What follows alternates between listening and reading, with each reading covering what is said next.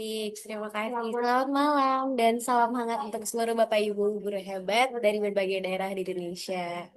Senang sekali dapat berjumpa semuanya. Perkenalkan, nama saya Nabila, dapat biasa disapa Migu Bila ya kalau di Jaguro. Nah, dapat menyapa Bapak dan Ibu guru semua. Saya senang sekali di acara kelas Jaguro malam ini. Nah, terima kasih sudah meluangkan waktu di tengah kesibukan untuk terus belajar dan mengembangkan diri bersama komunitas Jejak Guru. Nah, malam ini kita akan membahas topik yang sangat relevan nih di dunia pendidikan masa kini. Topik yang sangat hangat nih ya di kalangan guru-guru juga, yaitu adalah Merdeka Belajar di era digital, strategi student-centered learning, deep learning, dan differentiated instruction untuk guru profesional. Melalui tema ini, kita akan belajar bagaimana mengubah paradigma belajar dari yang berpusat pada guru menjadi berpusat pada siswa, dan bagaimana mendorong pembelajaran mendalam atau deep learning, serta menerapkan pembelajaran yang beragam dan berpihak pada setiap peserta didik. Nah, sebelum masuk ke sesi utama, izinkan saya memperkenalkan sedikit tentang Jejak Guru. Jadi, Jejak Guru adalah sebuah komunitas yang diinisiasi untuk pembelajaran bagi para pendidik Indonesia yang ingin terus berkembang dan beradaptasi dalam perubahan zaman. Nah, di sini guru-guru dari berbagai daerah bisa saling belajar, berdiskusi, dan berbagi inspirasi dalam membangun pembelajaran yang lebih kreatif, kolaboratif, dan relevan di era digital. Kami rutin mengadakan kelas ini juga webinar, terus juga ada forum. Jadi Ibu Bapak kalau misalkan penasaran ya bisa langsung bergabung di komunitas kita di WhatsApp yang menghadirkan narasumber-narasumber inspiratif dari berbagai bidang pendidikan. Nah, jadi buat Bapak Ibu nih yang belum bergabung, nanti di akhir acara mungkin apa-apa akan dibagikan ya link komunitas sejak guru. Nah, selanjutnya untuk membuka acara kita pada malam hari ini secara resmi, nah mari kita dengarkan sambutan dari sosok yang menginisiasi dan terus menggerakkan komunitas luar biasa ini. Beliau adalah founder dari Jejak Guru yang selalu menginspirasi guru-guru di seluruh Indonesia untuk terus menjejak dan menebar manfaat. Dan mari kita sambut dengan hangat Kak Inggit Mutiara. Waktu dan layar kami persilahkan. Oke, terima kasih Kak Bila atas openingnya, super keren sekali. Di sini perkenalkan Bapak Ibu guru atau Sobat Guru gitu ya, kita panggilnya. Perkenalkan nama saya Inggit Mutiara, sekaligus eh, saya juga memperkenalkan di sini ada tim-tim behind Jejak Guru yang menginisiasi Jejak Guru juga. Nah, harapannya dengan acara pertama ini, acara webinar ini bisa membuka peluang untuk seluruh guru di Indonesia untuk terus berkembang dan juga meningkatkan kompetensi di era digital gitu. Nah, nantinya kalau misalkan Bapak Ibu guru ada request nih, ada kepengen Kak, aku mau ini materinya kayak gini-gini, itu bisa banget disampaikan ke saya atau disampaikan juga ke Kak Nabila selaku MC-nya. Mungkin segitu untuk sambutan dari saya. Semoga acara hari ini bisa bermanfaat. Kurang lebihnya mohon maaf. Wassalamualaikum warahmatullahi wabarakatuh. Saya serahkan kembali ke MC. Waalaikumsalam warahmatullahi wabarakatuh. Terima kasih Kak Inggit atas sambutan yang sangat hangat ya dan penuh semangat juga. Nah, semoga semangat untuk terus menebar manfaat dan belajar sepanjang hayat bisa menular ya ke kita semua malam ini. Nah, jadi Bapak Ibu, sekarang kita masuk ke sesi inti yang pastinya sudah ditunggu-tunggu ya. Nah, malam ini kita beruntung sekali karena kedatangan narasumber yang luar biasa inspiratif, yaitu Kak Ahmad Akram Firman, yang menjadi seorang dosen inspiratif yang aktif mengembangkan pendekatan pembelajaran modern dan inovatif untuk guru dan mahasiswa di era digital. Nah, Kak Akram ini akan membagikan insight tentang bagaimana sih menerapkan student-centered learning, deep learning, dan differentiated instruction dalam konteks merdeka belajar, agar pembelajaran di kelas bisa semakin bermakna dan berpihak juga pada murid. Langsung saja, mari kita sambut kepada Kak Ahmad Akram Firman. Selamat malam, Kak. Selamat malam. Selamat malam, Kak. Bagaimana kabarnya? Alhamdulillah, baik Mbak.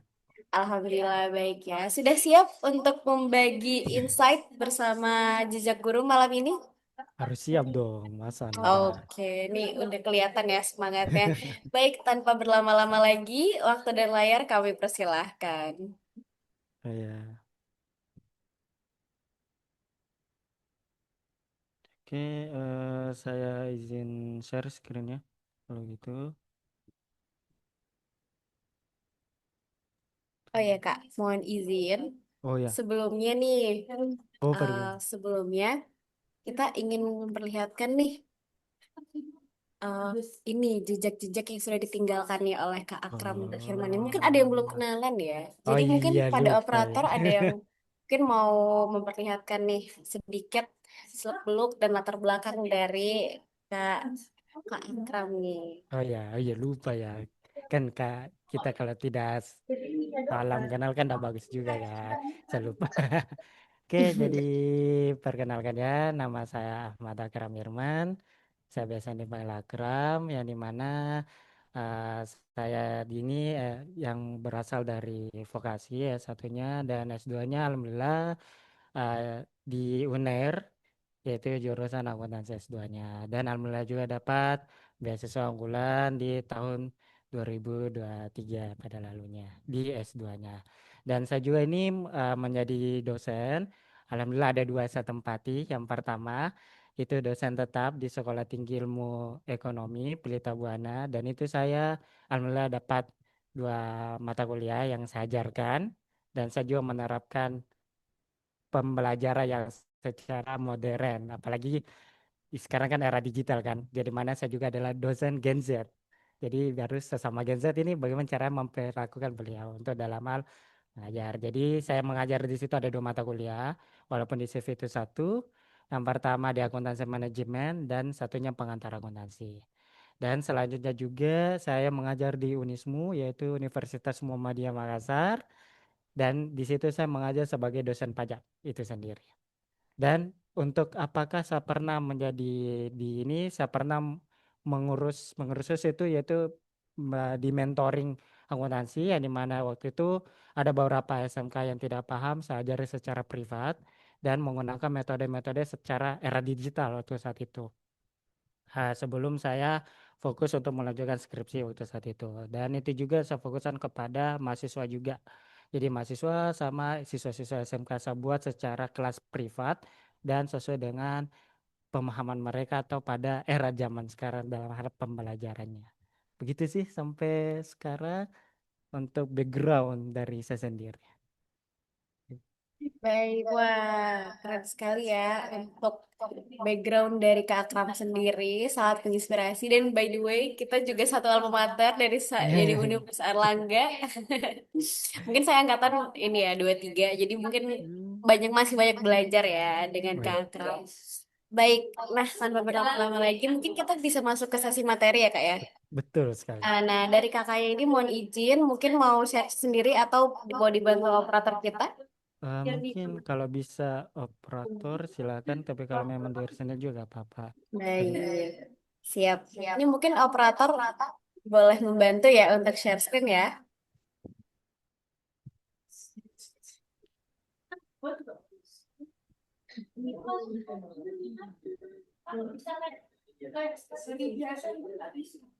Nah, ini dia sudah mulai terlihat ya untuk share screen-nya.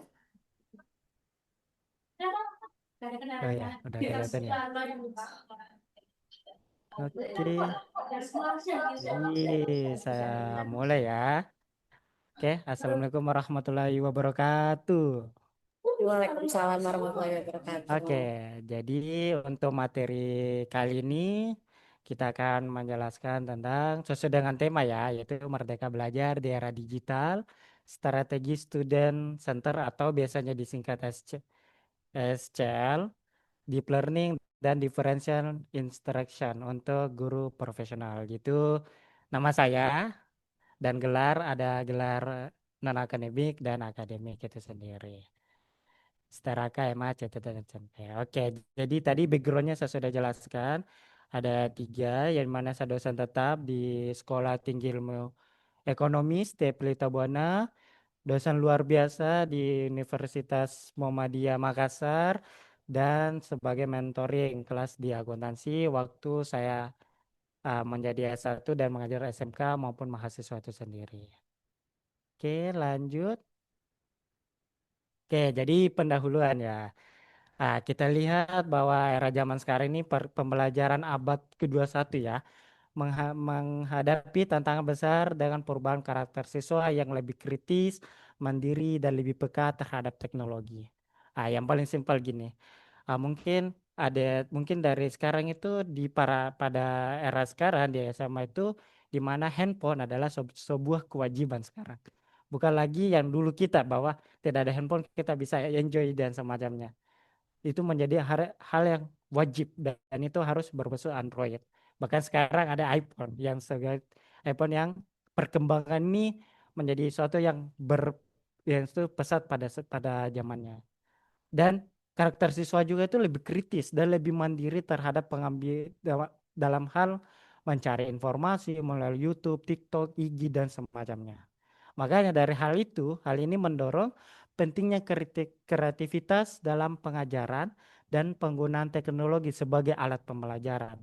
Kenapa? Karena sekarang itu sudah era digital, bukan lagi kita konvensional yang harus ditulis tangan, harus ditulis di papan tulis dan semacamnya. Itulah perkembangan era zaman sekarang. Apalagi yang setelah COVID kan itu teknologi berkembang pesat. Ada AI dan semacamnya. Jadi siswa kini adalah generasi digital natif yang memiliki pemahaman yang lebih cepat terhadap teknologi. Hal ini menuntut guru untuk adaptif dalam menggunakan alat dan media digital. Digital natif artinya era zaman sekarang generasi Z maupun Alpha itu bertumbuh secara teknologi yang pesat, mulai dari Android dan semacamnya gitu. Makanya perkembangan sekarang itu pesat pada abad sekarang. Next slide. Di sinilah dilihat bahwa apa sih esensi kurikulum merdeka. Bapak Ibu pasti sudah tahu karena kurikulum merdeka itu sudah diterapkan 2 sampai 3 tahun ke belakang bahwa kurikulum merdeka itu memberikan ruang bagi siswa untuk belajar secara mandiri dengan mengutamakan kebebasan dan fleksibilitas dalam proses belajar. Dan di mana juga guru sekarang itu bukan hanya penyampaian informasi, tapi di mana guru sebagai mentor, sebagai guru itu guru sebagai mentor, sebagai fasilitator dan semacamnya gitu. Jadi guru bukan hanya informasi ke sana sini bicara ke sana sini, tapi sebagai mentor fasilitas kepada siswa supaya yang tidak tahu lebih paham mengenai hal tersebut, materi yang mau disampaikan. Jadi guru diberikan kebebasan, oh ya maaf. Jadi guru diberikan kebebasan pada GIS untuk merancang pengalaman belajar yang sesuai dengan kebutuhan siswa, menciptakan lingkungan dan mendorong eksplorasi dan pemahaman tersebut. Nah, next. Nah, jadi apa sih topik pembahasan ini hari ini? Sesuai dengan tema pembahasan ini ada 3. Yang pertama kita akan mentelusuri apa sih sebenarnya SCL itu sendiri atau Student Center Learning, Differential Interaction dengan Deep Learning. Oke, lanjut. Oke, apa sih sebenarnya SCL itu? Jadi SCL adalah dalam pembelajarannya nih yang berpusat pada siswa, di mana peserta didik menjadi aktor utama yang memberikan pengalaman mereka secara mereka sendiri. Artinya pembelajaran lebih menekankan pada proses, interaksi, dan eksplorasi. Di mana bukan hanya sekedar menerima in- informasi dari guru, akan tetapi siswa diberikan kebebasan untuk bertanya, menggali informasi, dan membuat kesimpulan sendiri yang meningkatkan keterlibatan mereka dalam pembelajaran. Maksudnya, jadi di sini secara pusatnya sekarang adalah siswa, bukan lagi sebagai yang awalnya kan teacher center learning yang mana pusatnya itu sebagai guru menjelaskan dan semacamnya. Jadi di sini kita fokuskan ke siswa, biarkan dia yang mencari informasi, menggali informasi lebih dalam, apakah model media teknologi seperti sekarang kan informasi itu anak-anak generasi sekarang, generasi Z maupun Alpha itu suka melihat informasi di TikTok dan semacamnya. TikTok, IG, itu delete informasi, viral-viral yang ada, itulah digali informasi. Jadi di mana kita fokuskan pembelajaran itu kepada siswa, tapi dikaitkan dengan teknologi yang ada pada saat ini. Begitulah SCL yang mana pusatnya ke siswa dan kita hanya sebagai motivasi, sebagai fasilitator maupun mentor, tidak lagi memberikan informasi dari selesainya pembelajaran sampai hingga akhir pembelajaran itu sendiri. Lanjut, apa sih sebenarnya kendala dalam melaksanakan SCL itu? Sebenarnya ada 3.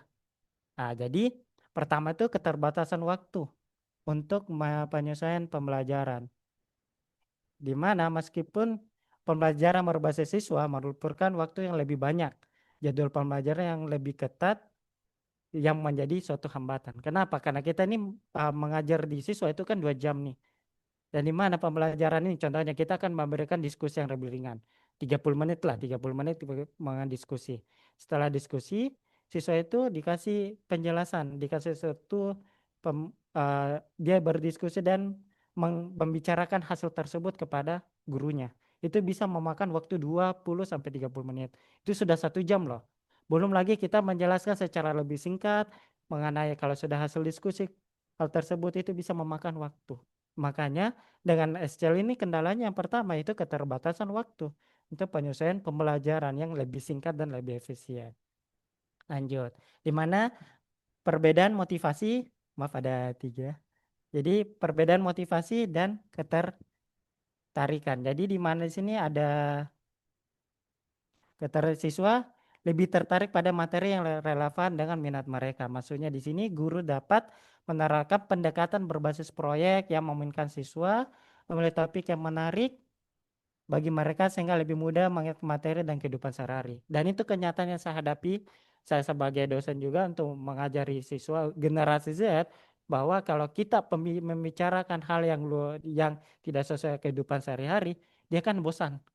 Kita menjelaskan 20-30 menit, uh, pas setelah itu dia menguap, ngantuk, sudah pegang HP dan semacam. Makanya dari sini inilah kendalanya secara kita terapkan. Jadi motivasi ketertarikan itu rendah. Jadi harus kita sebagai guru memberikan kehidupan sehari-hari itu sendiri.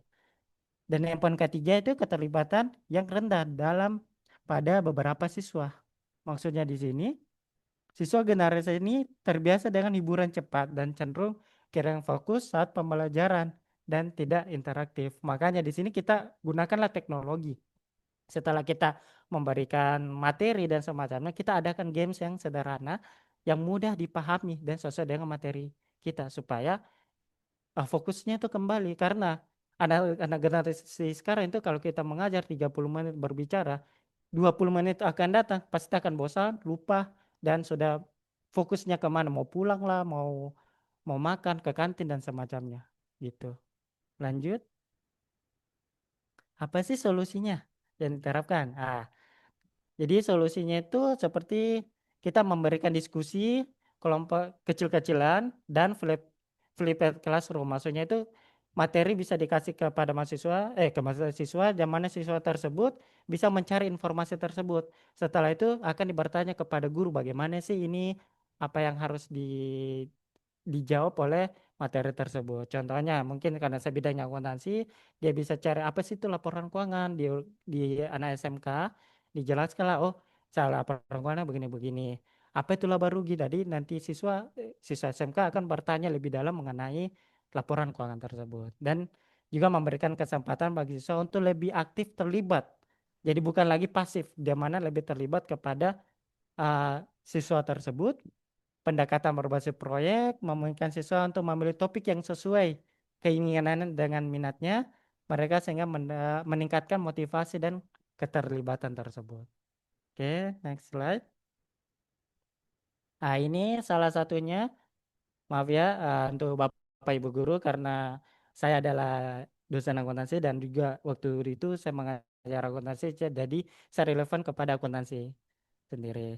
Contohnya itu sama ini, ada konsep singkat kepada review, di mana sebagai teacher itu akan menjelaskan tentang apa itu aset. Jadi aset sama dengan liabilitas tambah ekuitas. Contohnya, jadi siswa akan berpikir keras bagaimana sih dalam hal tersebut, gitu. Dan selanjutnya ada juga di mikroanalisis TPS cepat. Contohnya itu membayar pada di kantor. Jadi di mana siswa itu berpikir sendiri apakah analisis tersebut analisis singkat mereka di buku atau di catatan digital. Jadi di mana siswa itu bisa berpikir lebih mengenal hal tersebut.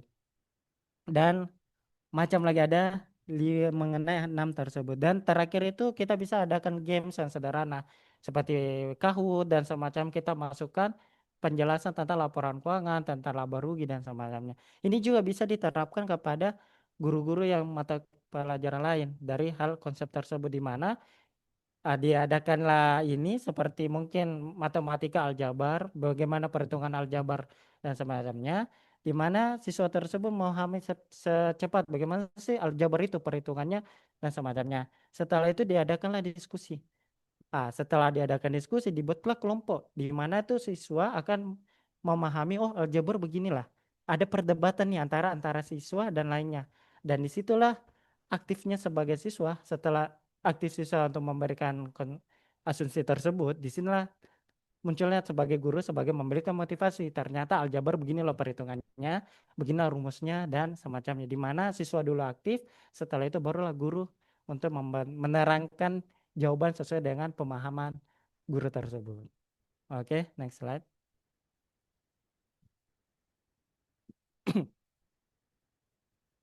Oke. Tadi sudah SCL. Sekarang apa itu differential interaction? Di mana pendekatan ini, di mana guru menyesuaikan pembelajaran dengan perbedaan kebutuhan, minat, kesiapan, dan gaya belajar. Maksudnya di sini pendekatannya ini seperti apa sih yang harus disediakan? Karena kan siswa ini semacam kan banyak nih sebenarnya. Ada mungkin visual, ada di audio, ada juga kinestetik. Kan di mana beda-beda kan?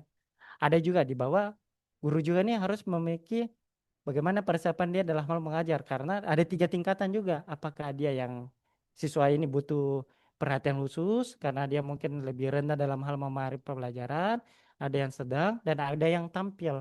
Di situ kita sebagai guru harus paham apa sih sebenarnya yang harus dilakukan pembelajaran dalam hal elemen-elemen tersebut atau dari kebutuhan siswanya dari 3 tadi visual dan maupun siswa yang kurang memahami materi tersebut.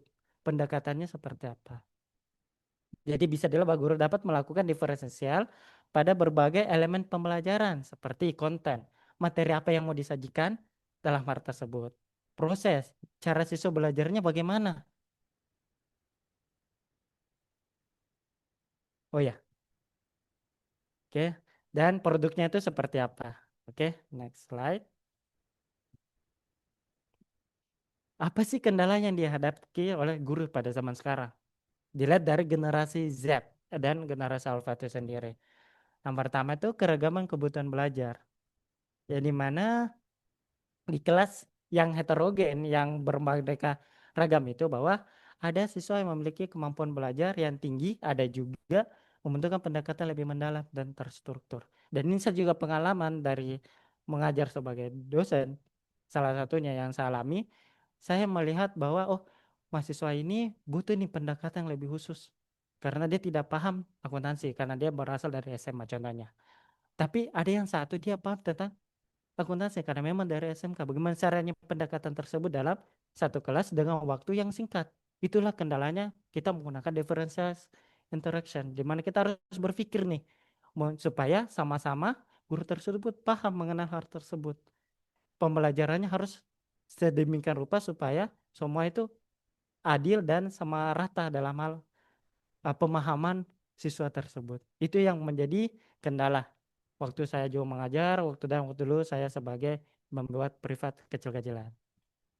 Selanjutnya, pengelolaan waktu, yaitu pengimplementasian diferensi interaksi itu memerlukan lebih banyak waktu dalam persiapan materi dan kegiatan pembelajaran yang sesuai dengan kemampuan siswa. Kenapa pengelola waktu? Bayangkan guru-guru itu mengajar 2 jam nih. Ada satu yang kurang, ada satu yang sedang, ada yang satu ini. Pembelajaran mana yang sesuai supaya semua sama rata? Itu menjadi problem sekarang. Apalagi generasi zaman sekarang itu kan teknologi nih, yang dimana saya alami sendiri itu bahwa kurang dalam hal membaca. Pasti ada yang kurang memahami materi, disuruh membaca dan semacam, langsung buka TikTok lah, buka IG lah, cari materi, selesai. Hanya dibaca doang tanpa memahami. Disinilah yang menjadi suatu masalah sebenarnya. Bagaimana cara dalam hal pengelola waktunya supaya semua itu sama rata dalam hal pemberian materi tersebut. Soalnya itu kesulitan dalam menilai siswa yang secara individu tadi. Bayangkan kalau ada 20 siswa. Kita tidak bisa pilih-pilih nih yang mana. Oh, dua orang di sana itu dia tidak paham. Ada dua orang. Ada 5 orang yang tengah. Ada yang 10 yang tertampil atau yang bisa. Nggak mungkin kan kalau kita satu-satu nih. Oh, satu materi ini gini, satu materi ini gini, satu materi gini. Akan memakan waktu yang lama dengan di mana ada lain pekerjaan yang harus kita terapkan dalam pembelajaran dan materi itu pasti akan berlanjutan sesuai dengan kurikulum yang kita terapkan di instansi masing-masing gitu.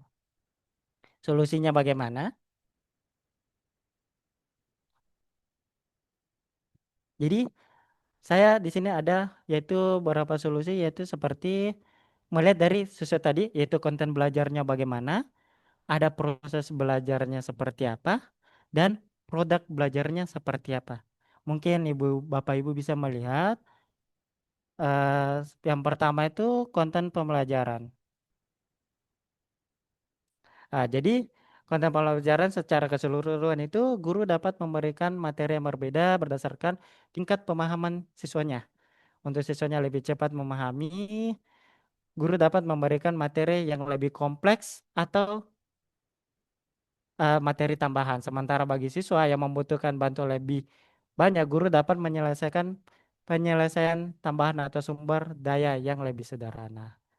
Contohnya yang ini ada nih konten guru nih, contohnya ada secara media. Jadi siswa itu mengakses video tutorial tentang animasi tentang di sini saya mencantumkan persamaan dasar akuntansi. Jadi tutorial bagaimana akuntansi dan semacamnya itu. Jadi siswa itu dikasih 3 sampai 5 menit untuk memahami dalam hal tersebut. Setelah itu standarnya apa? Seperti siswa memberikan transaksi secara standar, yaitu 10 sampai 15 transaksi yang mudah dipahami oleh siswa tersebut. Ah, di sini konten belajarnya adalah hal tersebut. Jadi ada media seperti YouTube, Canva, Spreadsheet dan lain-lain. Kalau di konten belajarnya seperti anggaplah matematika. Jadi matematika contohnya menghitung aljabar. Ya, di mana menghitung aljabar dikasihlah video tutorial dulu. Barulah dia melihat, menganalisis mengenai aljabar tersebut. Kalau sudah paham, bahwa dikasihlah soal minimal 10 sampai 15 soal tersebut. Apakah dia paham atau tidak. Medianya adalah itu apa? Mungkin misalnya YouTube dan semacamnya gitu.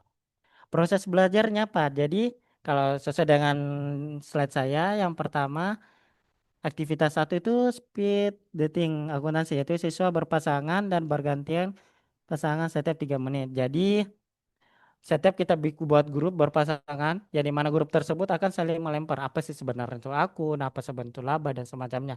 Kalau aljabar yang tadi saya berikan contoh, seperti mungkin dalam 2 orang ini dia akan dikumpulkan. Apakah dia paham tentang apa itu aljabar, bagaimana sih rumusnya itu aljabar itu, dan dia akan saling berinteraksi antara satu sama lain.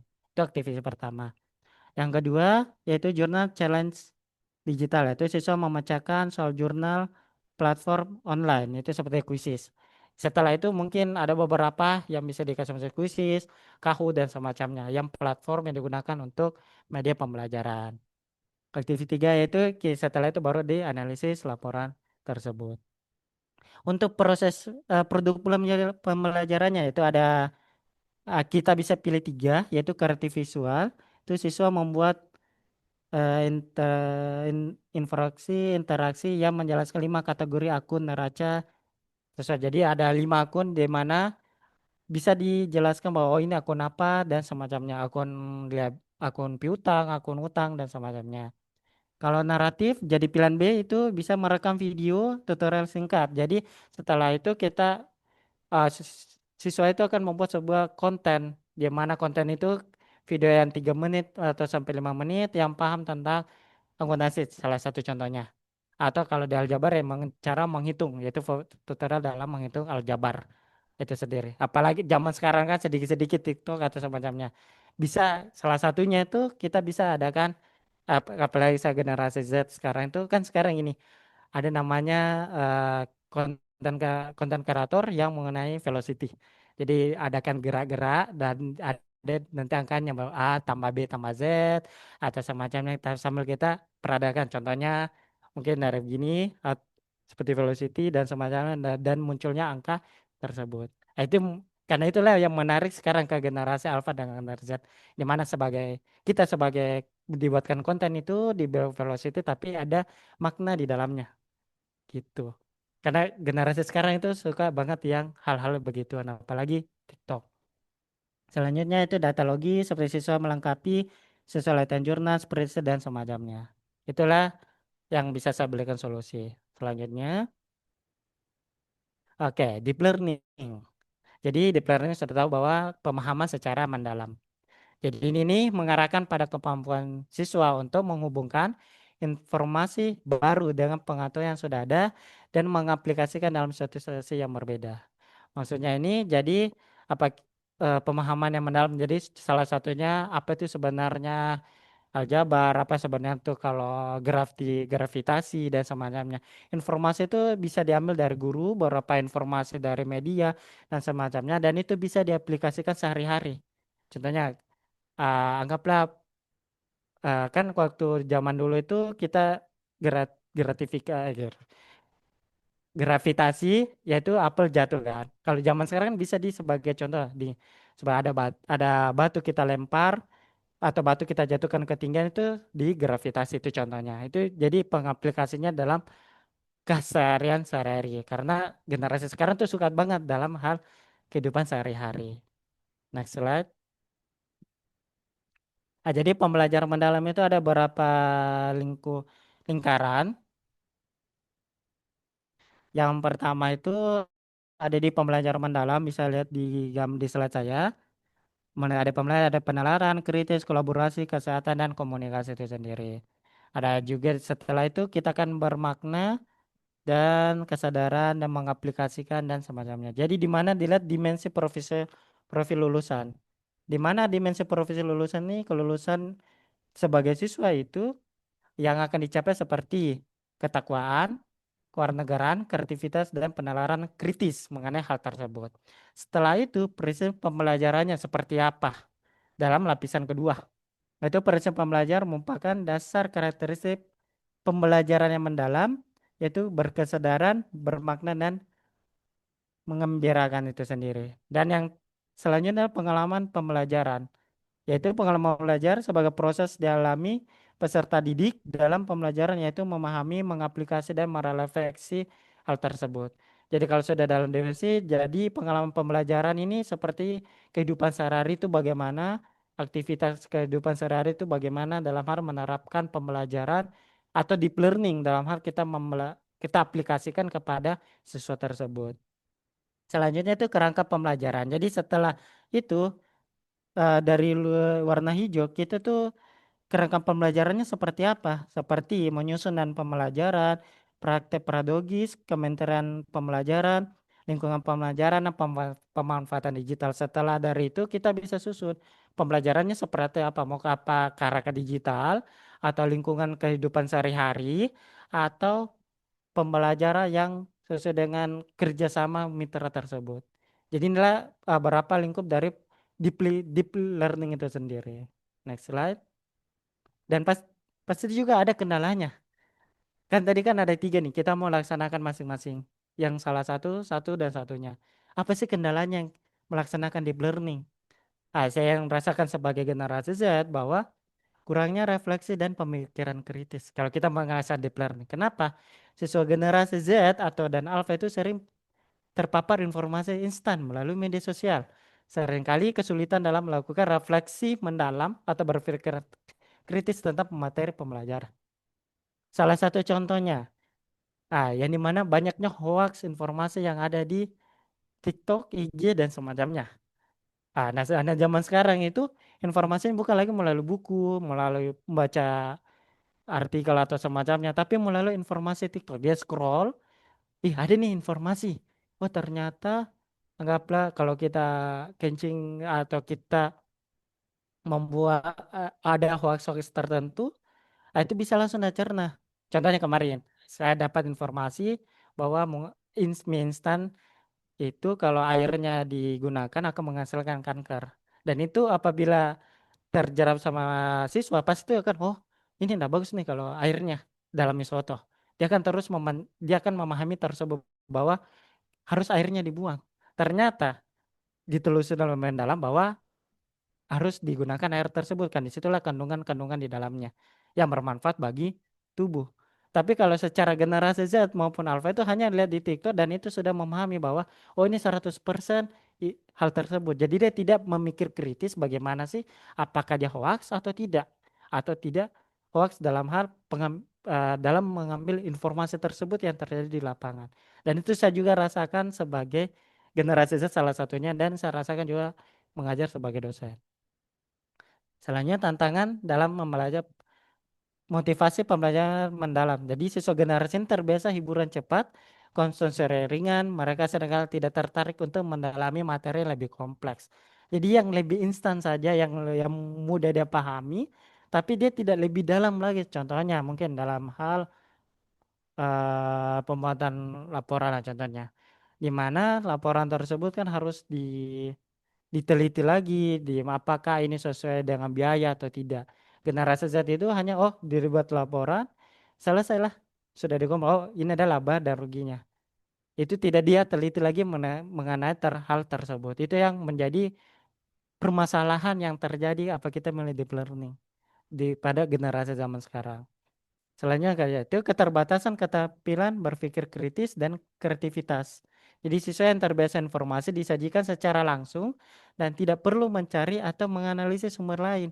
Cenderungnya kesulitan mengembangkan keterampilan berpikir kritis dan kreatif. Jadi zaman sekarang itu saya lihat bahwa kalau ada informasi dan dapat di sosial media itu langsung dia telan mentah tanpa lagi dia searching di sosial media. Apakah dia hoax? Apakah memang itu kenyataan fakta? Dan itu sudah banyak terjadi di kalangan anak zaman sekarang. Nah, itulah kendalanya kita sebagai guru untuk dalam hal melaksanakan deep learning. Kalau kita berpikir kritis, apakah memang dia hoax? Apakah ini sesuai dengan ilmu yang tersebut? Atau apa hanya sebagai fakta yang ada terjadi di lapangan? Itulah kendalanya. Lanjut. Nah, jadi di mana disinilah ada beberapa solusi saya kasih sampaikan, di mana ada beberapa tahapan proyek, ada 3 di situ, mulai dari aktivitas siswa dan keterampilan kritis yang ditingkatkan. Contohnya pertama itu riset mini atau analisis. Jadi pertama pilih sebagai siswa itu pilih perusahaan. Jadi siswa memiliki 2 perusahaan publik yang bergerak di sektor yang diminati, misalnya teknologi atau riset.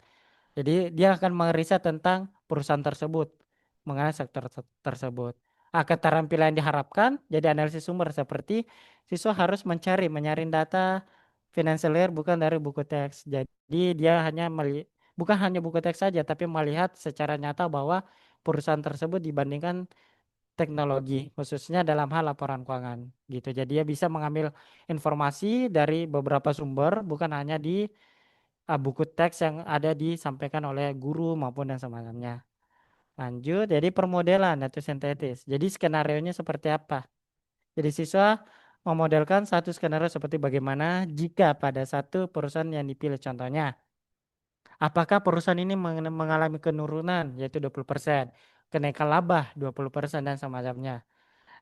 Harus keterampilan dimiliki oleh siswa itu pemikiran kritis, kreativitas tentang hubungan antar pos, bukan sekadar menjurnal. Jadi siswa di sini khususnya di SMK akuntansi itu dia harus berpikir apakah kalau turunan laba ini apa yang berkaitan, apakah dia labanya sekian naik, adakah laba, apakah beban tapi keuntungan saya ini 20, laba saya ini pendapatannya 20 juta tapi laba saya hanya 7 juta, kenapa bisa, harus ditelusuri apakah ada beban yang naik 20% kah atau ada pengeluaran dan semacamnya. Itu yang harus berpikir kritis untuk dalam hal tersebut. Selanjutnya yang terakhir itu jadi siswa di situ bisa sebagai hasil outputnya dari siswa adalah video pendek. Jadi bisa menjelaskan tentang kondisi awal perusahaan bagaimana, laporan keuangannya seperti apa dan semacamnya. refleksi mendalamnya adalah dia mempertanggungjawabkan analisis mereka menggunakan insight akuntansi secara verbal mengatasi kesulitan refleks yang tertulis. Jadi begitulah yang saya bisa kasih mengenai penjelasan tentang kendala mengenakan deep learning, student certain learning dan diferensial hal tersebut. Next slide, kayaknya udah selesai. Oke, terima kasih dalam hal materi tersebut. Saya kembali ke MC, bagaimana? Apa langsung? Wah, terima kasih sekali Kak Kalam atas materi yang sangat menginspirasi ya. Jujur aku mungkin bukan praktisi pendidikan ya, Ya, tapi ternyata sangat detail ya, sangat banyak gitu struktur dari bagaimana kita mengajarkan materi kepada anak-anak, nggak cuma tentang ujuk-ujuk, oh yaudah ini ngajar gitu aja, tapi bagaimana kita kayak pendekatannya, terus juga bagaimana memastikan mereka itu mengerti gitu ya, ya apa betul. materi yang kita sampaikan. Nah, Ya untuk betul dapat karena memahami lebih lanjut lagi, kita dari Uji Jagung itu ada sedikit ini ya, pembahasan materi yang praktek gitu ya Kak, ya melalui betul. hands-on project yang bakal kita berikan kepada teman-teman ibu atau bapak ibu di sini untuk kita kerjakan bersama. Mungkin sudah dapat dikirim oleh operator.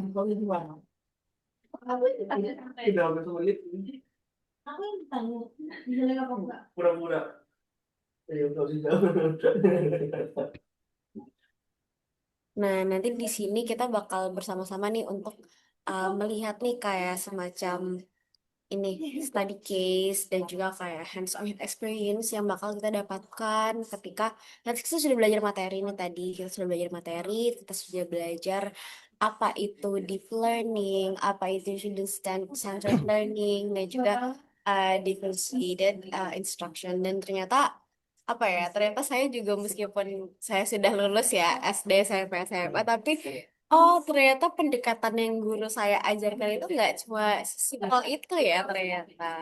Betul sekali. Nah, ini udah ada untuk link dari Google Docs yang diberikan dari Jakguru berupa case. Nah, case ini dapat dikerjakan bersama nih. Mungkin dari kakak ini setelah mungkin Kak Akram bisa nih untuk mendemokan bagaimana untuk mengerjakan terus juga ini ya menyelesaikan kasus-kasus yang ada di dalam case yang sudah kita kirimkan. Mungkin sudah siap, Kak? Dan Kakak? Oh ya, ini Oke. jadi Eh, ap- kalau begitu, kalau begitu mungkin layar dan waktu kami persilahkan.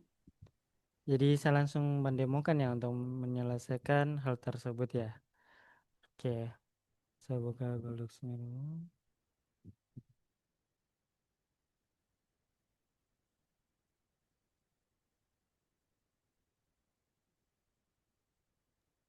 Nah, di dalam, udah siap, Kak? Udah saya buka. Jadi di sini kan ada tiga kan. Hal tersebut ada tiga. Ini saya langsung jelaskan atau dikasihkan kepada peserta dulu atau bagaimana instruksinya? Eh, suara sama sih ya? Mungkin kakak bisa sekalian membantu untuk ini ya, untuk membuat demo nih. Gimana nih kalau misalkan bapak dan ibu guru mendapatkan pertanyaan Oh, apa ya kasus-kasus seperti ini kak? Gitu. oh ya kasusnya ya. Oke, kalau saya dapat kasus hal tersebut itu saya izin share screen ya, kalau gitu. Oh ya, diperbolehkan kak, dipersilahkan. Tunggu, saya share screen dulu.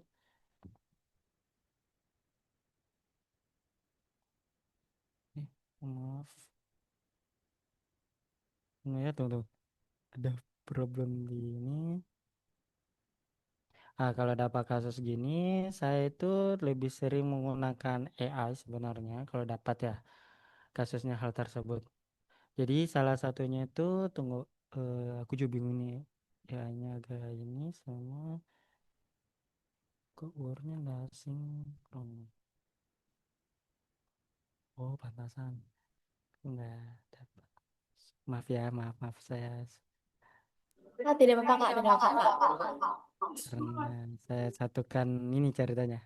Chrome supaya Iya, silakan. bisa. Atau mungkin mau dibantu dengan operator kita? Mungkin tidak apa-apa. Gak usah, nanti aku aja karena ini kan ada dapat kasus nih sebenarnya ada 3 siswanya kan. Untuk mendapatkan informasi yang lebih jelas itu saya lebih gunakan, apalagi generasi sekarang itu sepele saya itu lebih suka menggunakan AI sebenarnya. Salah satunya itu ChatGPT.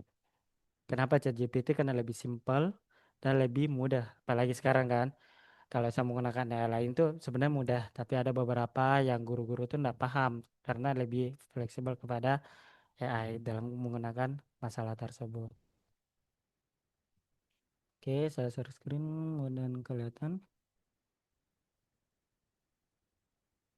Sudah kelihatan di sini.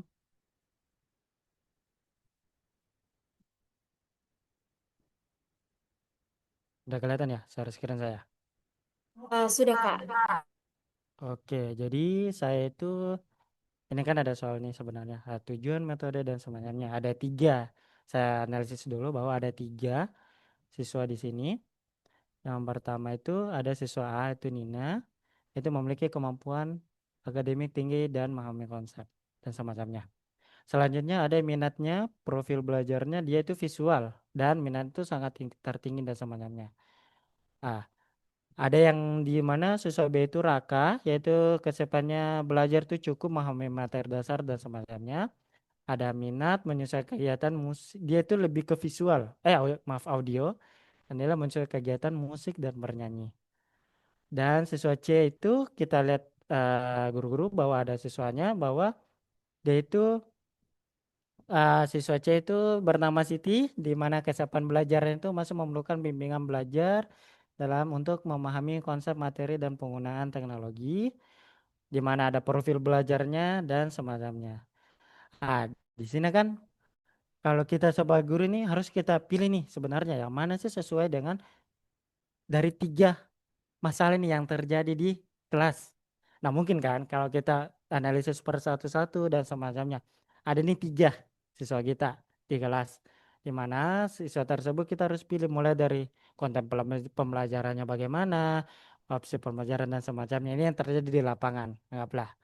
Nah, kalau saya biasanya itu saya lihat dulu turun pertama. Saya lihat dulu secara, ini kan sudah ada kasus Kak. Kalau saya pribadi saya lihat dulu saya pertemuan pertama itu saya tidak langsung menjelaskan materi dan semacamnya. Saya duduk, saya melihat, oh siswa-siswa ini yang mana? Oh, saya melihat sambil diskusi, sambil melempar umpan balik dan semacam. Oh, orang ini susah dimengerti atau ada, oh ini gampang nih kalau dikasih materi tapi agak cuek dan semacamnya. Kalau dapat kasus ini, saya langsung yaitu saya mendemokan langsung ke ChatGPT sebenarnya.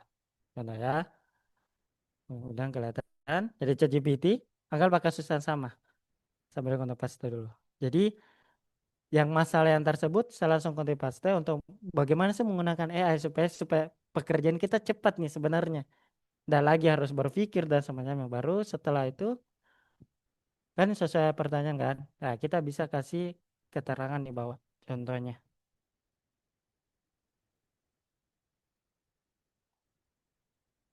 Jadi,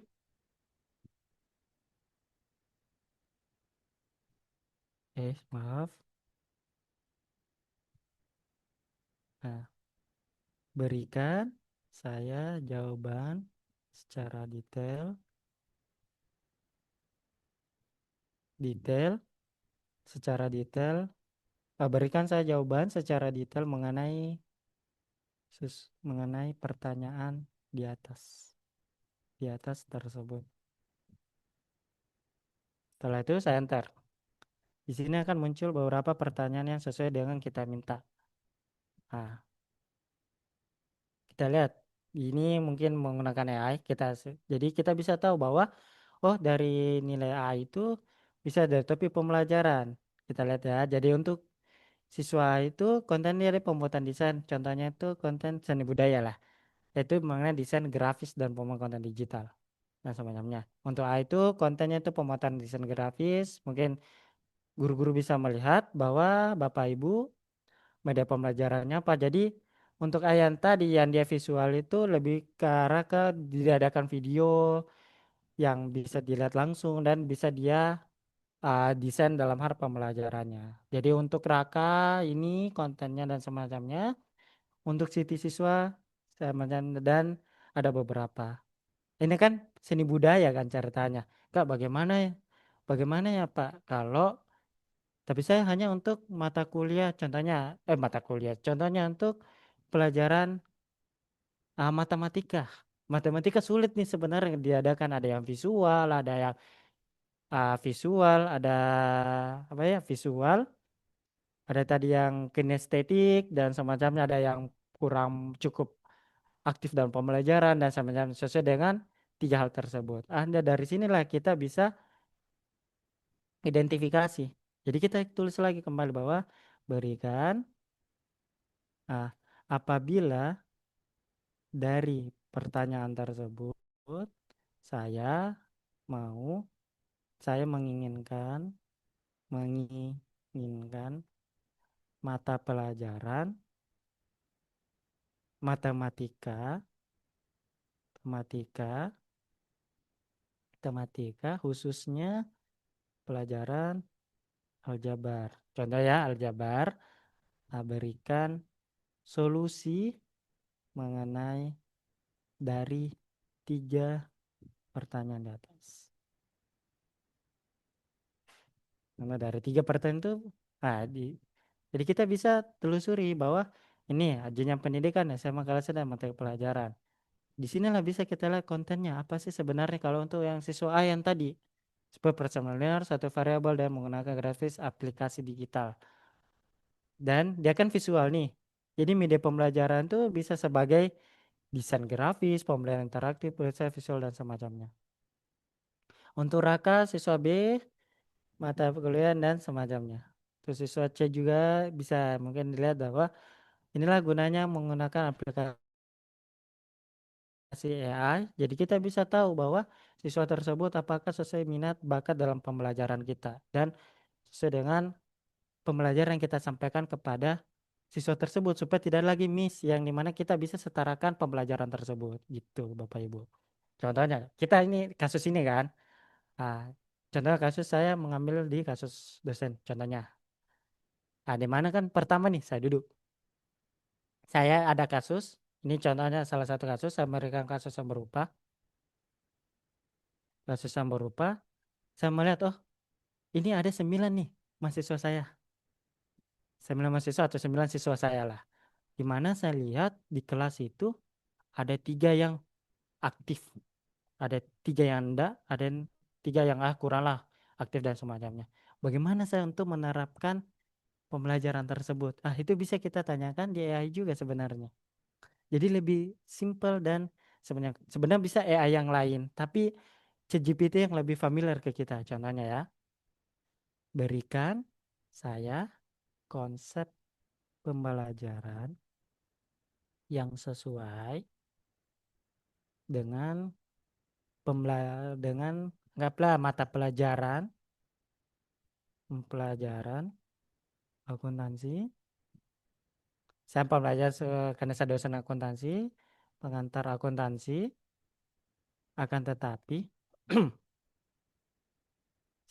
mahasiswanya yang di mana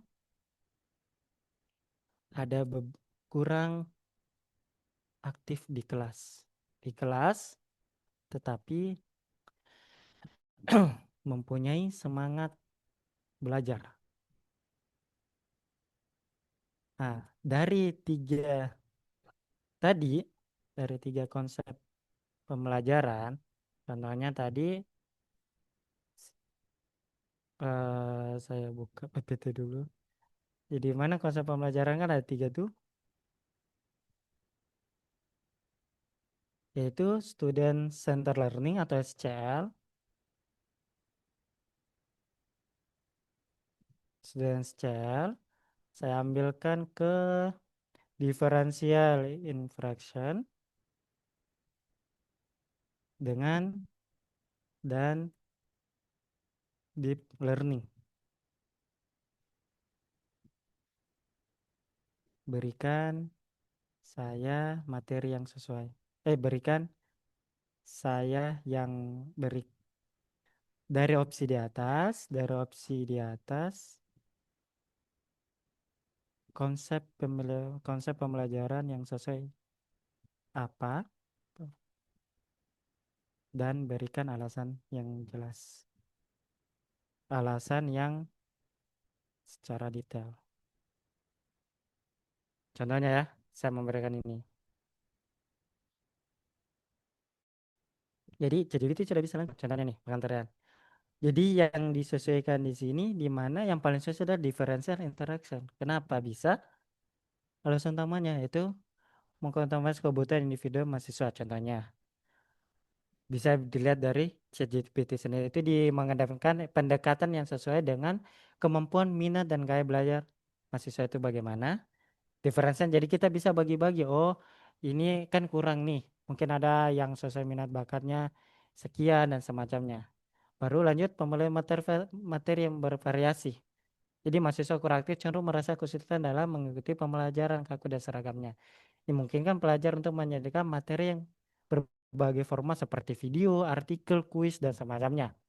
Pemberian tugas yang lebih fleksibel dan penyeluduhan dan pengetahuan individual.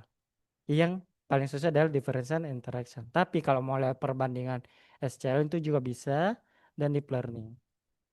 Nah, dari sinilah kita bisa menerapkan gaya pembelajaran kita yang ada di kelas. Itu tersendiri ya. Yang mana tadi yang kurang aktif dan semacamnya gitu. Oh, artinya dia di sini, oh artinya dia lebih butuh kalau dia games gitu. Karena kalau kita bicara terus, dia semangat nih, tapi cepat membosankan, kurang aktif. Kita umpan balik kasih diskusi, lama-lama kita menunggu jawabannya tidak jelas juga. Jadi lebih bagus kita adakan game supaya dia lebih paham dan semacamnya. Sesuai dengan individu tersebut. Tugas yang lebih fleksibel. Kenapa? Bayangkan kalau dia tidak aktif. Kita kasih tugas yang banyak kepada siswa tersebut. Anggaplah tugas aljabar. Buatlah, ini ada soalnya ada 10, kerjakan masing-masing.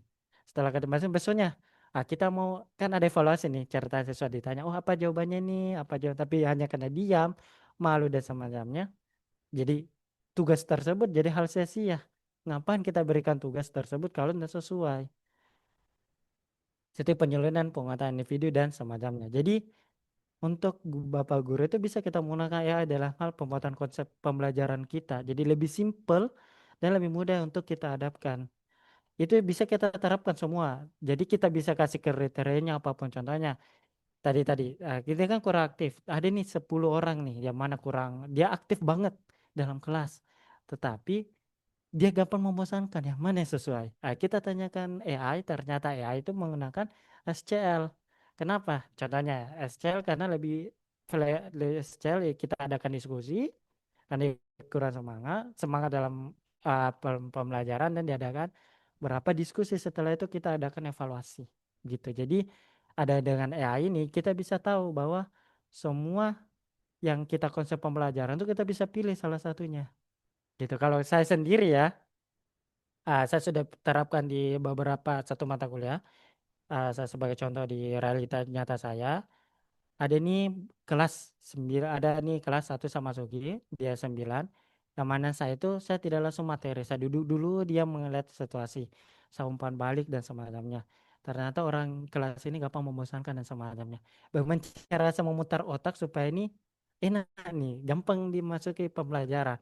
Jadi saya pertama menggunakan teacher center learning dulu. Jadi saya menjelaskan dulu dan semacamnya. Setelah saya menjelaskan, baru saya kolaborasi. Apakah saya menggunakan deep learning atau SCL? Saya menggunakan SCL. Jadi saya bukan diskusi. Setelah diskusi kita evaluasi. Setelah itu baru SCL ini udah kurang nih. Kita harus lebih mendalam tentang materinya. Kita adakan pendalaman materi secara deep learning. Dari setelah itu baru kita diskusi bersama. Setelah itu di kelas adakan games yang sederhana yang menguatkan oleh anak zaman sekarang. Saya rasa setelah itu adakan games, setelah itu saya di juara 1-2 saya apresiasi ada hadiah dan semacamnya.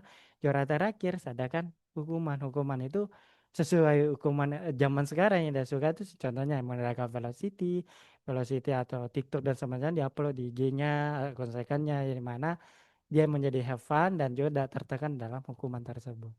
Begitu sih untuk situasi hands on-nya itu baru cara kita untuk mengetahui apakah kita konsepnya SCL, deep learning dan semacamnya. Oke, mungkin juga ada beberapa teman contohnya. Kak, bagaimana kalau saudara ini PPT dan sama buat ke materi? Mungkin Pak, saya tuh kadang contohnya buatkan saya materi contohnya aljabar. Jadi saya itu sekarang AI semua, tapi tetap saya evaluasi materi aljabar tersebut. Saya sudah materi, oh ternyata materinya ini ya. Ada pengertian dan semalamnya. Setelah dari pengertian ini saya buatkan PPT. Jadi setelah ini berikan saya PPT-nya. Dan dari sini saya akan menjelaskan kepada siswa tersebut. Dari sudah saya tentukan deep learning-nya atau apa yang saya mau konsep pembelajaranku untuk kedepannya. Saya sudah konsep, setelah itu anggaplah Jabar, saya buatkan PPT. Di sini saya bisa yaitu berikan saya dalam hal pembuatan PPT. Ini sudah ini PPT-nya apa dan semacamnya. Ah, tadi saya bertanya-tanya pasti ada yang bertanya bagaimana sih kalau ada games nih, ada games mengenai tentang pembelajaran dan semacamnya. Game saya itu kan dibuat soal kan, di soal dikasih masuk Kahoot dan semacamnya. Lebih simpelnya tuh setelah ada games, saya lebih simpel lagi. Yang mana kan saya contohnya tambahkan file di sini. Oh, disuruh upgrade ya. Jadi saya tambahkan file. Aduh, ini karena sudah ini. ah contohnya. Jadi dalam Meaju itu saya bertanya juga untuk mengenai soal. Jadi saya hanya tinggal konsepnya doang. Jadi keperluan apa sih? Contohnya saya di ada contoh soal saya ini anggaplah saya eh ini udah bisa ya karena ini limit. Waduh, maaf kayaknya kena limit. Jadi saya di sini masukkan file saya dalam PPT. Setelah file PPT baru saya buatkan dalam soal 15 soal pilihan ganda. Setelah dari pilihan ganda itu saya mainkan di kelas. Jadi adakan game saya mana diangkat huruf A, B, C, D. Jadi harus serentak dapat jawaban dan semacamnya. Dan saya mengikuti games-games itu yang ada, mungkin tahu lah, yang sekarang yang lebih terkenal itu arisan. Jadi di situ saya ambil metode games itu saya terapkan di mahasiswa atau siswa saya supaya lebih seru lagi dalam hal mengerjakan soal-soal. Maaf ya kan ini kena limit harusnya bisa diupload di sini karena kena limit jadi saya nggak bisa data tadi saya coba ini nggak kena limit tapi pas presentasi kena limit.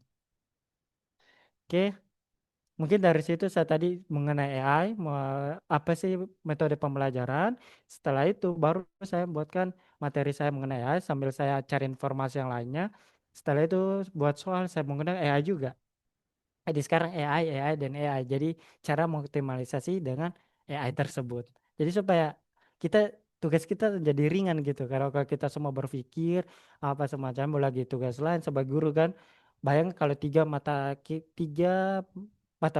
pelajaran kita pegang. Harus analisis satu-satu, di mana lagi buat soal satu-satu, soalnya juga bagaimana itu menjadi hal yang rumit dan itu membuang waktu dan masih banyak pekerjaan yang lain.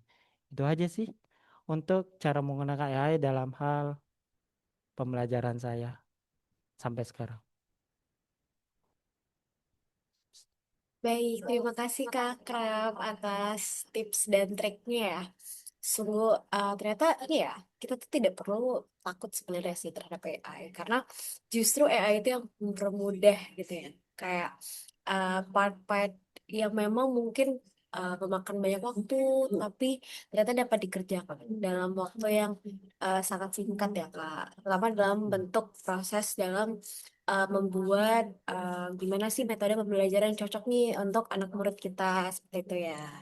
betul sekali. Jadi lebih Nah, simpel. selanjutnya nih setelah demonstrasi dari untuk Bapak Ibu, ini mungkin filenya masih tersedia di kolom chat ya Ibu, Bapak Ibu. Jadi kalau misalkan Bapak Ibu guru ingin nih uh, praktik langsung menggunakan file dari kita juga sangat kita terbuka sekali ya, dan sangat terbuka untuk digunakan nih file kita. Jadi dipersilakan. Nanti juga kalau misalkan memang uh, Ibu dan Bapak guru mungkin kelewat nih gitu bisa aja ya langsung hubungi di komunitas jadi kita bakal bisa share ulang. Nah, selanjutnya nih Kak, kita bakal masuk ke sesi Q&A atau tanya Ya, jawab. Nah, jadi di sini mungkin Bapak Ibu ada yang ingin tanya nih tentang ini ya tentang seputar dari metode-metode learning yang kita tadi kita pelajari itu banyak kan ada standard learning, ada deep learning dan juga ada differentiate instruction. Dan di situ kita bisa pakai tuh tergantung dengan bagaimana metode yang ingin kita pakai seperti itu. Oke, ini untuk memulai sesi Q&A, saya ini ada pertanyaan Kak. iya, Nah, jadi dalam proses pembelajaran differentiate instruction, guru itu kan menyesuaikan ya pembelajaran berdasarkan kebutuhan siswa. Gitu. ya Tapi betul. bagaimana nih jika perbedaan kemampuan itu justru menimbulkan rasa tidak adil di antara siswa? Jadi misalnya ada yang ngerasa, oh kok aku kayak dikasih pembelajaran yang berat ya, kok aku nggak sesuai ya gitu. Seperti itu. Jadi ada rasa yang nggak adil. Jadi ada yang merasa lebih berat, ada yang merasa lebih cocok gitu. Nah itu gimana ya cara me, apa ya? Gimana cara menyelesaikan masalah tersebut? Mungkin dari Kak Akram ada saran dan masukan untuk hal seperti itu. Mungkin Eh, bisa langsung dijawab. Jadi kalau izin menjawab ya, jadi kan masalah tersebut nih, kenapa ada dikasih materi tambahan ceritanya kan, yang orang tidak paham. Mulai dari kenapa lebih banyak materinya nih daripada saya yang tampil. Sebenarnya itu memang ada problem hal tersebut, tapi kita bisa kasih pengertian kepada siswa tersebut. Kenapa? Karena kan kebutuhan kan masing-masing berbeda nih. Ah, jadi kita bisa bahwa ini orang ini memang orang ini agak susah nih dalam hal pembelajaran. Jadi kita adakan pendekatan secara eksplisit atau kita pendekatan secara internal aja atau bagaimana supaya tidak ada rasa tidak keadilan. Kita tanya, kita ajarkan secara pribadi, apakah kamu paham dan semacamnya. Apalagi kan zaman sekarang saya dengar-dengar kan, yang dimana ada yang kurang membaca, ada yang tidak tahu membaca sama sekali. Ya, sampai saya lihat di beberapa di platform. Salah satunya kita bisa mengadakan bimbel secara gratis mengenai hal tersebut. Jadi kita adakan dia mengajar kita sebagai guru yaitu diajarkan per satu-satu membaca seperti huruf A, kata-kata per satu-satu dan semacamnya.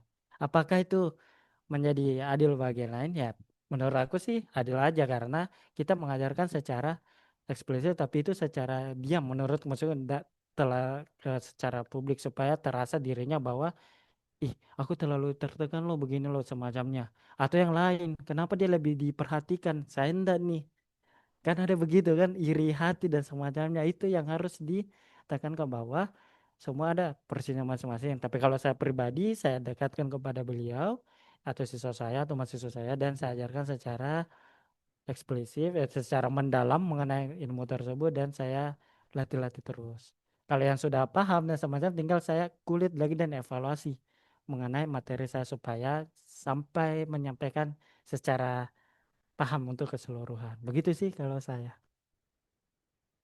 Wah, terima kasih banyak Kak atas jawabannya. Nah, oh ternyata begitu ya. Jadi harus ada pendekatan sendiri ya untuk eh, apa ya menyelesaikan masalah-masalah yang mungkin berhubungan dengan eh, ketidaksesuaian, gitu ya, cara mengajar dan sebagainya.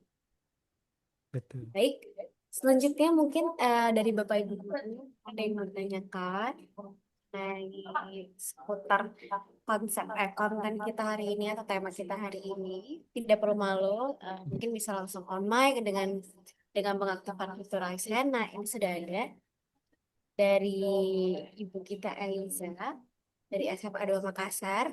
Eh, apakah bisa on mic? Bisa, Mbak, bisa. Oh iya, dipersilakan Ibu. Oke, terima kasih Bapak eh, Akram. Ya, Ya, betul. keren sekali. Saya miss dari tadi. Saya sebenarnya pengen tanya ini, Pak. Kayak Hmm. bagaimana tips untuk mengecek hasil generate AI? Apakah itu benar atau tidak gitu ya, selain dengan cara yang manual gitu. Nah, mungkin ada prompt khusus atau gimana biar hasil generate AI-nya itu nggak ketahuan gitu ya. Oh ya, generate untuk ini maksudnya nih saya mau konfirmasi apakah digunakan presentasi atau tugas atau bagaimana supaya takutnya tak ada miss. Biasanya ini, Mas, biasanya siswa-siswa saya itu buat tugas sih, Pak. Oh, mengenal tersebut ya. Kalau saya pribadi sebenarnya itu dari bahasanya saya sudah ketahuan untuk mengenai AI atau tidak. Ada sebenarnya dalam itu, tapi saya juga ini. Tapi kalau saya pribadi itu saya akan lihat dalam satu dua kalimat. Ada banget. Contohnya dalam AI itu ada salah satunya dia yang kan kalau anak zaman sekarang kan dia copy paste selesai. Ah di situ kita bisa telusuri kalau dia ada koma sebelum yang AI itu pasti.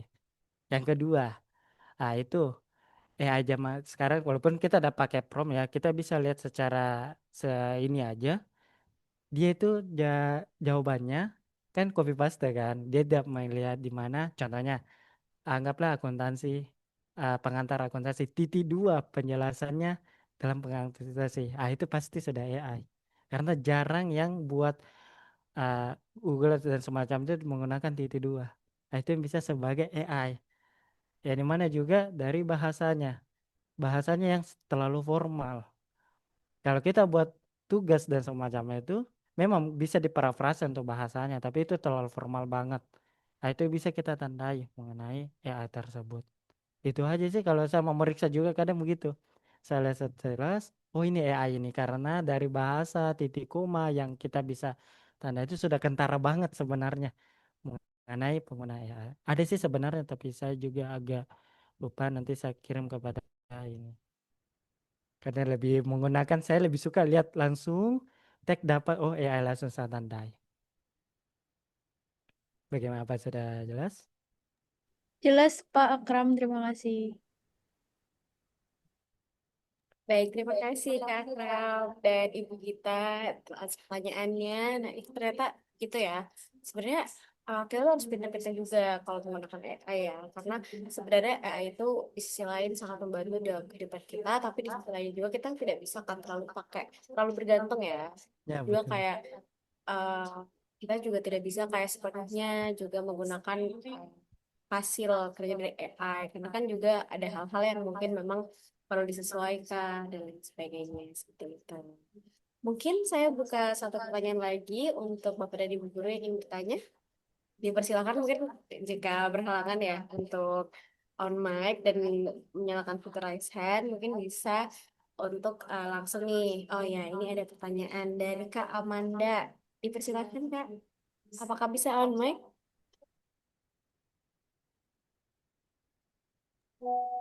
Iya Halo? Kak, apa suara aku udah terdengar jelas? Oh ya, sudah Kak. Oh iya Pak, jadi aku mau tanya, akhirnya di beberapa sekolah kan nggak semuanya itu punya fasilitas yang mencakup teknologinya ya. Kadang masih ada daerah-daerah yang akses teknologinya itu masih terbatas.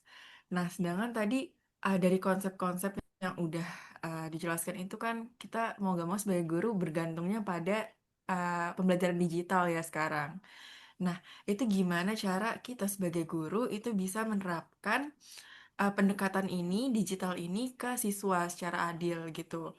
Bukan cuma kita doang yang merasakan digitalisasinya, tapi juga kita bisa menerapkan itu ke siswa meskipun mereka nggak punya akses ke teknologinya. Itu kira-kira gimana ya, Pak? Oke, saya Terima izin menjawab kasih. ya. Di mungkin daerah-daerah terpencil ya, mungkin ini semacam dan saya sudah rasakan juga. Saya mungkin share pengalaman ya, mungkin bisa diambil atau tidak karena pengalaman saya ini ada beberapa saya masuki ini sebagai dosen juga di mana kurang fasilitas tentang teknologi. Bagaimana caranya kita menerapkannya? Lebih simpel sih gini. Saya itu masih menggunakan konvensional. Ada beberapa yang sekolah yang tak terlalu berkembang, maaf ya. Itu saya mengajar dalam itu masih saya menggunakan konvensional. Jadi sama tadi itu mengenal sebagai teacher learning dulu centernya. Betul. Jadi saya menggunakan itu. Setelah itu saya menjelaskan tentang digital, tapi di digital ini masih kurang banget. Dengan cara saya ini karena saya mempunyai akses laptop ya. Jadi itu siswa datang ke saya terapkan langsung di laptop saya. Jadi dia suruh ngetik dan semacamnya, mau Excel, Word dan semacamnya. Di mana itu kurang banget. Dikarenakan, minta maaf karena ini ada swasta dan ini memang tempat saya ngajar itu orang yang kurang mampu, minta maaf gitu ya, kurang mampu banget. Jadi saya begitu ya fasilitasnya karena saya mempunyai akses teknologi supaya orang bisa merasakan. Jadi dia bisa menggunakan laptop saya dan itu saya menurut saya itu bukan hal yang belahi. Kenapa sih guru harus begini-beginilah, harus harus laptopnya digunakan? Tidak. Kita sebagai guru supaya itu mengajar adil teknologi kita bisa uji coba langsung depan, suruh dia yang merasakan dengan teknologi. Contohnya tadi AI. Suruh dia ketik, oke, coba ketik ini dan semacamnya. Itu bisa kita terapkan. Kan guru pasti ada teknologinya, kecuali juga guru aja juga konvensional. Tapi zaman sekarang kurasa pasti menggunakan teknologi, apalagi laptop dan semacamnya. Itu bisa kita terapkan. Sesuai untuk satu persatu untuk merasakan hal tersebut. Menggunakan ChatGPT atau menggunakan Word, Excel dan semacamnya. Dan itu rasanya menurutku bukan hal yang suatu yang ini. Yang kedua, kan udah semua nih games yang harus bisa digunakan teknologi, apalagi lihat sekarang FVP yang dikirim kepada presiden kita yang tentang smart TV kan belum tentu ada di tempat-tempat lain. Kalau saya sebagai saya rasakan, saya itu tidak ada LCD juga di tempat saya itu tidak ada sama sekali. Jadi di mana laptop saya setting dengan games yang ada, dengan saya tulis contohnya ya, ini kertas ya, anggaplah kertas, saya tulis ini tapi soalnya dari mana? Di laptop saya share, kita kasih perlihat di siswa saya. Saya perlihat, maju ke depan, nanti bilang sebutkan pengertian ini. Di mana siswa tersebut kita masih konvensional, jadi angkat hurufnya. Ini jawabannya. Nanti yang benar dapatkan poin, yang kalah itu tidak dapat poin. Yang kedua, sini ada lagi konsep sederhana, yang dimana kita bisa ini. Contohnya lagi ya. Kita mungkin saya lupa kalau kalau di ya UTS anggaplah siswa kita bisa ajarkan UTS itu bukan di dalam kelas, contohnya kita bikin purpose post nih. Ini kan konvensional banget, tidak ada teknologi banget ya, konvensional kita tulis secara manual, contohnya pengertian aljabar. Sebelum selesaikan post-post tersebut harus selesaikan dulu sebelum masuk ke post terakhir atau dapatkan nilai tertinggi. Itu juga games yang konvensional dan bisa kita terapkan di yang kurang fasilitas tersebut. Kita mau paksakan lewat laptop, Kahoot dan semacam, kalau kurang ya mau diapa juga kan. Nah mungkin kita belikan laptop satu-satu atau HP satu-satu kan tidak mungkin. Jadi bicara kita membuat konsep games yang secara konvensional tapi games itu berbasis teknologi. Itu salah satu kalau saya buat tapi menggunakan ChatGPT dan tools yang ada dan semacam dan buatkan slide tentang PPT tersebut mengenai jawabannya, nanti mahasiswa yang akan jawab dan kasih konsensus. Begitu sih yang saya terapkan. Wah, saya ngajar di satu univ yang memang agak kurang fasilitasnya. Beda kalau fasilitas yang negeri dan semacam kan pasti sudah lengkap dan bisa digitalisasi. Itu sih kalau saya. Terima kasih Kak. Mungkin sudah menjawab untuk pertanyaan keamanan. Atau masih mau ditanyakan lagi? Silakan. Oke, semoga Jelas cukup. Bapak, terima kasih banyak. Semoga menjawab ya Kak. Nah, pertanyaan Kak Amanda tadi itu menutup sesi Q&A kita hari ini. Dan tadi tuh menurut saya sangat menarik ya sesi Q&A-nya karena uh, tidak hanya kita mendalami lagi nih, ternyata ada permasalahan-permasalahan yang lebih apa ya, lebih dalam ya di apa ya, di mana ketika kita ada mengadakan metode untuk menyelesaikan satu masalah, tapi ternyata juga ada masalah lain yang muncul seperti misalkan mungkin ada keterbatasan teknologi terutama itu cukup saya sadari ya karena mungkin sedikit background juga saya juga merupakan dari anak dari kota yang cukup kecil dan di sana juga kerasa banget apalagi kalau misalkan sedang belajar itu kan kita tidak mungkin ya untuk kita tidak mungkin tiba ujuk-ujuk minta ke sekolah satu orang satu laptop gitu kita nggak mungkin ya karena kan emang ada keterbatasan dari mungkin dari segi biaya dari segi eh, mungkin akomodasi dan lain sebagainya. Tapi semoga jawaban-jawaban dari Kak Akram ini dan juga materi yang tadi disampaikan bisa menjadi pelajaran untuk Bapak dan Ibu guru ke depannya dan juga dapat diterapkan nih di dalam pembelajaran yang akan ada di depan di ininya ya di kedepannya. Nah, selanjutnya Kak, kita akan masuk ke dalam sesi pembagian sertif. Mungkin untuk sertifikat pembicara kepada Kak Ahmad Ramsyah. Nah, mungkin untuk ini ya untuk operator mungkin boleh share screen untuk sertifikatnya. Kita bisa memberikan secara simbolik nih dalam bentuk Zoom.